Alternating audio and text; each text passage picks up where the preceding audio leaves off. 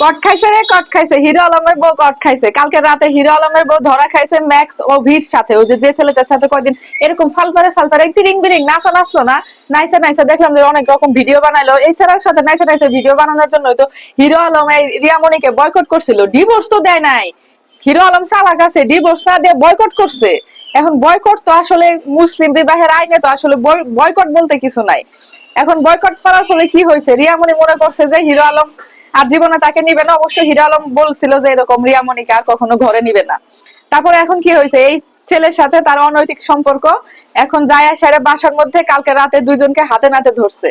এখন ধরার পরে ওখানকার যে প্রতিবেশী আছে, রিয়ামণির বাসার প্রতিবেশী, কালকে দেখলাম লাইভের মধ্যে প্রতিবেশীরাও রিয়ামণির উপরে অনেক খেপা। প্রতিবেশীরা বলতেছিল যে রিয়ামণি আর রিয়ামণির বোন নাকি এরকম অনেক ছেলে পেলেদের বাসায় নিয়ে আসে, তারপরে হচ্ছে যে নাইট ক্লাবে যায়, আরো নানান রকম অনৈতিক কাজকর্ম করে। এখন হিরো আলম যায় সেটা তো হাতে নাতে ধরছে, ধরার পরে তারপরে রিয়ামণি লাইভে এসে কতক্ষণ চিল্লাচিল্লি করলো যে হিরো আলম আমাকে ডিভোর্স দিয়েছে। ডিভোর্স তো দেয় নাই, বয়কট করছে। হিরো আলম চালাক আছে, ডিভোর্স শব্দটা একবার উল্লেখ করে নাই, বয়কট বয়কট। তখনই তো আমরা অবাক হয়েছিলাম যে বয়কট জিনিসটা আবার কি। আমরা জানি যে বউরের ডিভোর্স দেয়, বয়কট আবার কিভাবে দেয়, যেইভাবে দেয়। কট এখন কট খাইছো না, এখন বুঝছো বয়কট কেমনে দেয়।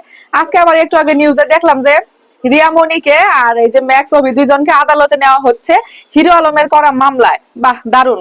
আর পুলিশদেরকেও দেখলাম যে মশা মারতে কামানের ব্যবস্থা করছে। রিয়ামণি এবং ম্যাক্স অভিকে এমন ভাবে নিয়ে যাচ্ছে, মানে কি বলবো, একটা মনে হচ্ছে যে বড় কোনো মন্ত্রীর, মানে মন্ত্রী পোলাপানদের বাচ্চা কাচ্চাদের ধরে নিয়ে যাচ্ছে, এরকম একটা অবস্থা।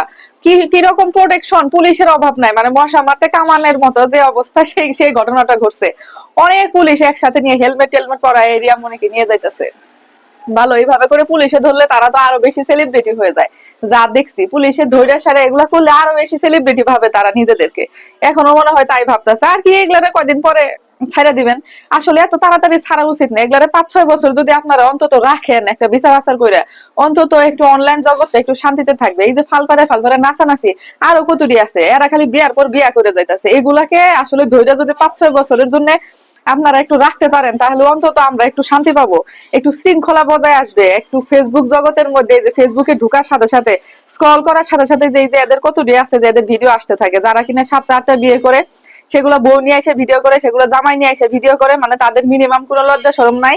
বিয়ার আনন্দ একবার, এরা যে 5-6টা বিয়ে করে, 5-6বারই আনন্দ ফুর্তি করে, 5-6বারই মানুষজনকে দাওয়াত দেখায় হয়, 5-6টা বউ জামাইয়ের ছবি প্রকাশ করে। কি অবাক করা কাণ্ড না? এগুলারে ধরে ধরে অল্প দিনের জন্য না, একটু বেশি দিনের জন্য রাইখা দেন, তাহলে একটু অনলাইন জগৎটা একটু শৃঙ্খলা ফিরে আসবে, বুঝেন নাই? যাই হোক, এখন কি আর করবো, হিরো আলম তো ডিভোর্স দেয় না, এখন তো সে তার লিগাল ওয়াইফ।